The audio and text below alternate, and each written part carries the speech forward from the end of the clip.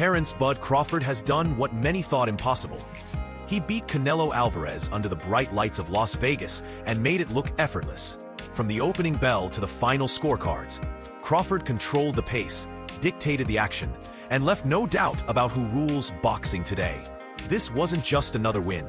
It was a statement that cements him as the sport's pound-for-pound king. This opener read like a scorecard written in permanent ink. The analyst acknowledged Canelo's size advantage, but emphasized how Crawford's composure, footwork, and tempo changes nullified it round after round. A 9-3 tally, with 8-4 the outer edge, tells you the same story the eyes did. Crawford dictated terms, declaring him above Naoya in no way, and Alexander Usyk wasn't bluster. It was a judgment anchored in what unfolded. The takeaway was simple and bold. The smaller man made the bigger name look short of answers because he controlled thinking speed, hand speed, and feet.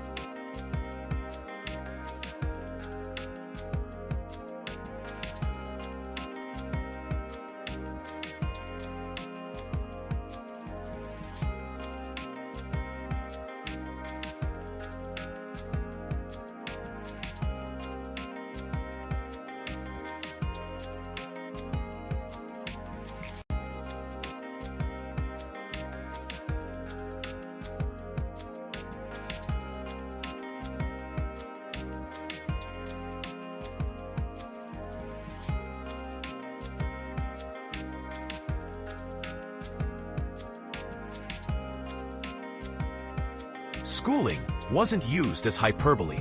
The breakdown highlighted a patient first act, data collection, distance reads, and rhythm checks, then a decisive shift around round 4, all from a disciplined southpaw stance with no switching. That consistency mattered. It cut off Canelo's counters, simplified Crawford's defense, and sharpened his counters. The fight's story wasn't chaos. It was authored deliberately by Crawford from the first bell to the last.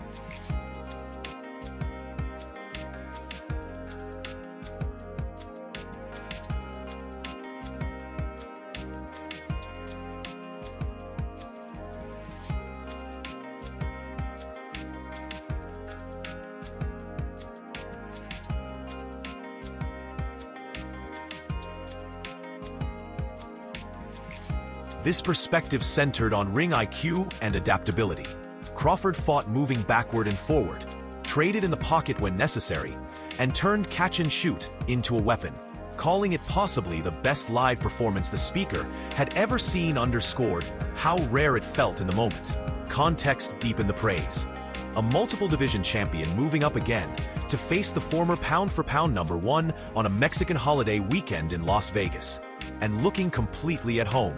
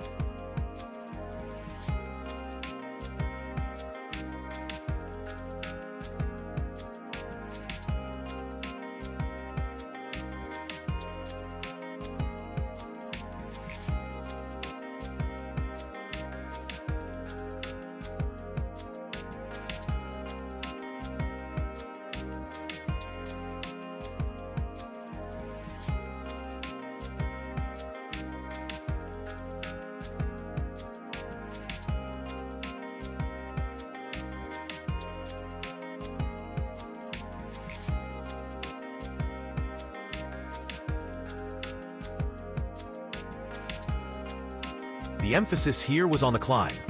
135, 140, 147, 154, and then straight to 168, to confront the era's most bankable star.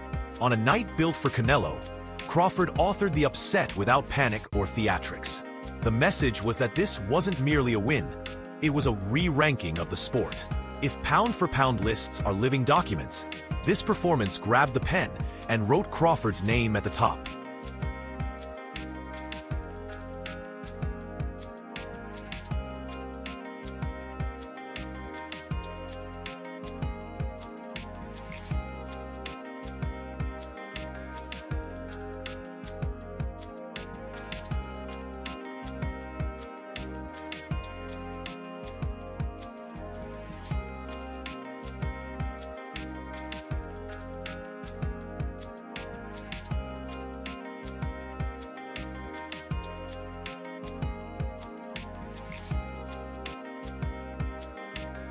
Paulie Malignaggi's angle kept the spotlight on legacy.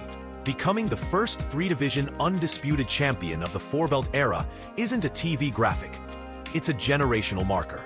He noted that Crawford has spent a career barely losing rounds to world-class opposition. The point wasn't sizzle, it was substance. This was the triumph of craft, planning, and consistency over spectacle.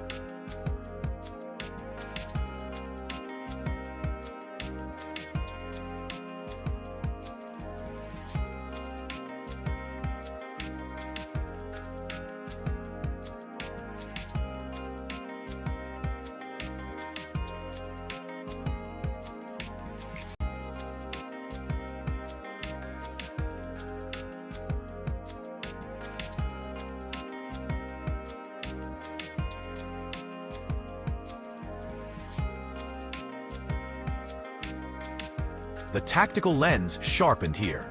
The pre-fight question: what happens when Crawford gets hit clean? Never really materialized because he kept Canelo at diminished power through timing, feints, and position. Early, Crawford tested the strength on the gloves, clocked it, and then stood his ground, using catch and shoot to steal rhythm and confidence. When your counters trim the force off your opponent's best shots, the exchanges stop being 50-50 and become 70-30 chess.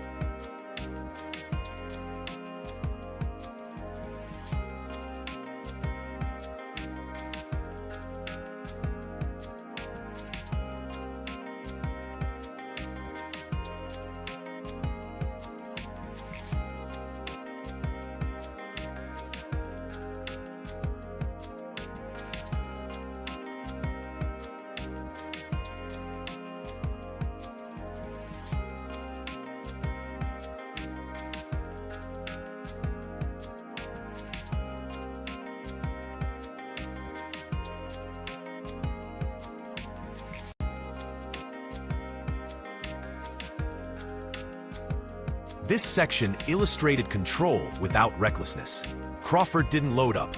He didn't need to. The jabs stayed sharp, the counters were surgical, and the body work was placed, not forced. The hint of frustration from Canelo, flagged during a head clash and rough inside moments, signaled a strategic deficit. When a fighter looks for physical solutions to a tactical problem, it's usually because he's run out of ideas.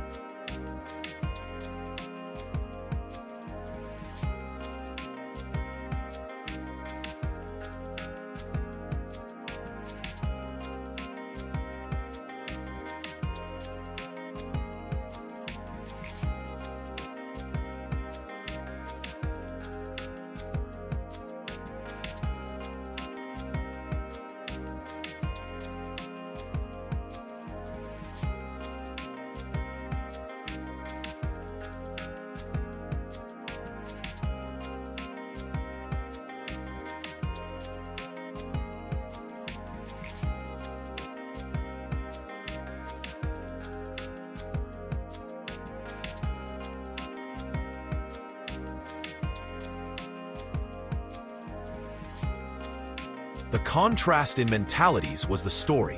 The critique acknowledged Canelo's greatness while questioning his urgency when behind. Especially compared with the old-school standards set by legends like Marquez, Morales, and Barrera, Crawford met the moment by taking risks smartly.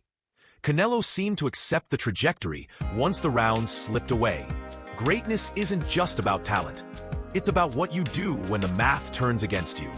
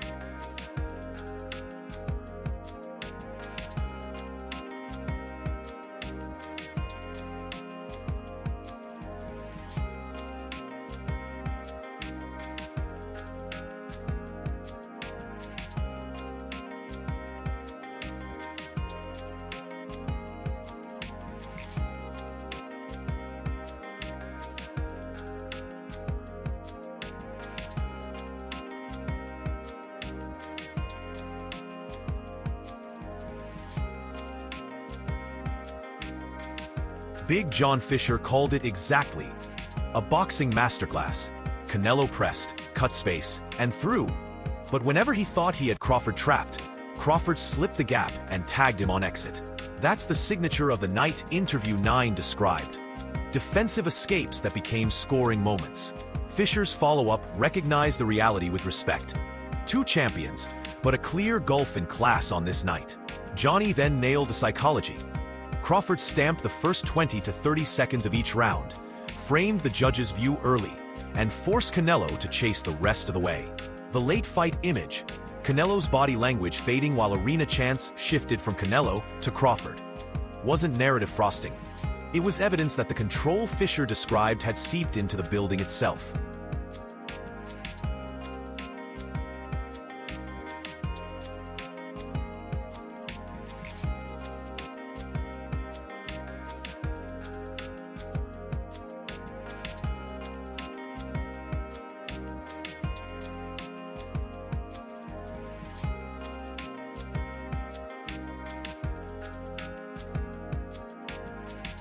Bill Haney's short verdict had teeth.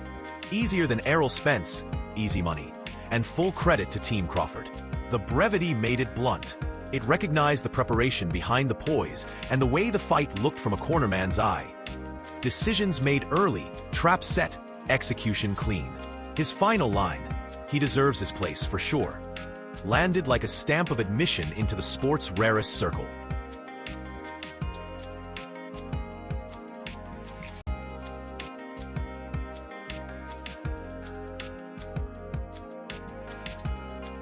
Tim Bradley's breakdown zoomed in on anticipation. After 13 months out and shoulder surgery, Crawford won by thinking lines ahead. He expected the looping right from southpaw looks, braced for the body hook, and kept the feet ready to pull distance or step in behind a counter. When you remove an opponent's favorite choices before they can commit to them, you shrink their confidence along with their options. Bradley's chess metaphor fit, because all night Crawford played both offense and denial.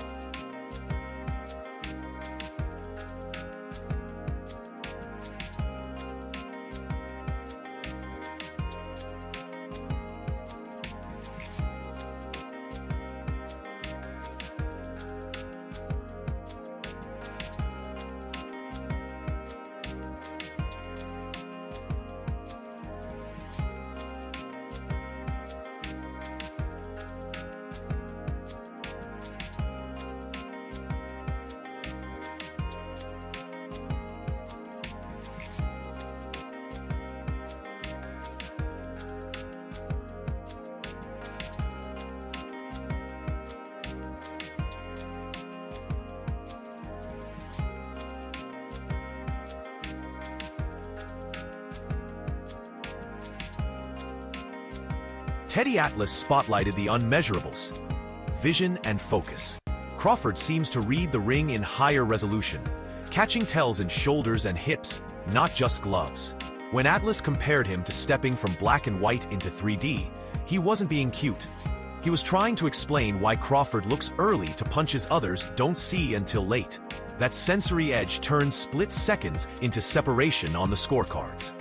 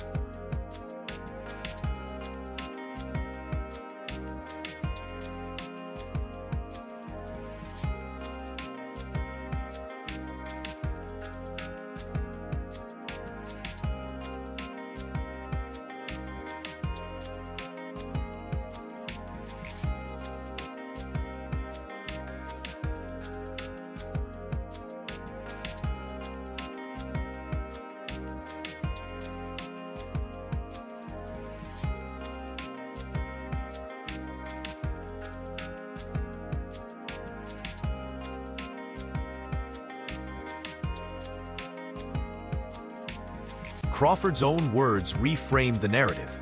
This wasn't surprise. It was the fulfillment of an internal promise. The moment he signed, he knew. That kind of certainty isn't bravado.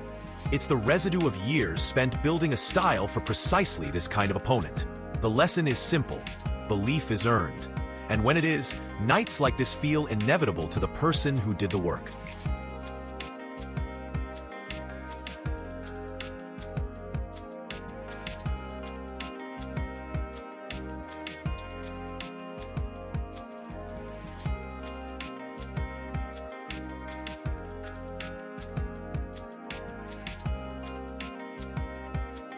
Canelo's post-fight remarks added a layer of dignity to the result. He credited Crawford, admitted the style stumped him, and didn't reach for excuses. When a champion acknowledges the better man on the night, it underscores the scale of the opponent's achievement. Respect given is proof gained. Crawford wasn't just better on paper, he was better in the ring.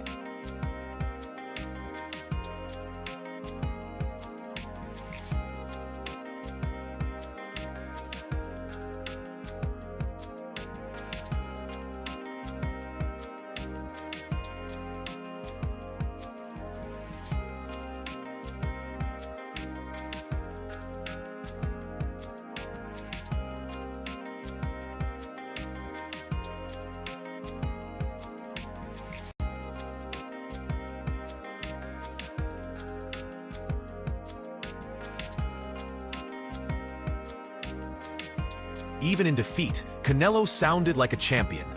Accept the loss, stand on identity, keep going. That refusal to fracture is why he remains a generational attraction. But the night belongs to Crawford. Undersized on the tail of the tape, oversized in timing, discipline, and problem-solving. That's how pound-for-pound arguments are won. By showing your style travels up the scales and still bends the fight your way.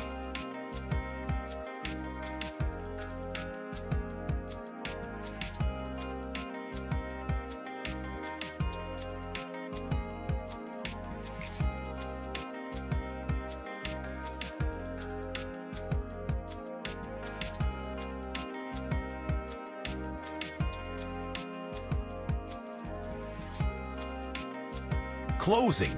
Crawford's victory over Canelo wasn't about size, hype, or chance. It was about skill, intelligence, and unshakable belief. He walked into the ring undersized, but left as a three-division undisputed champion. A feat that places him among boxing's all-time greats. The only question now is simple. After a performance like this, who can possibly challenge Terence Crawford?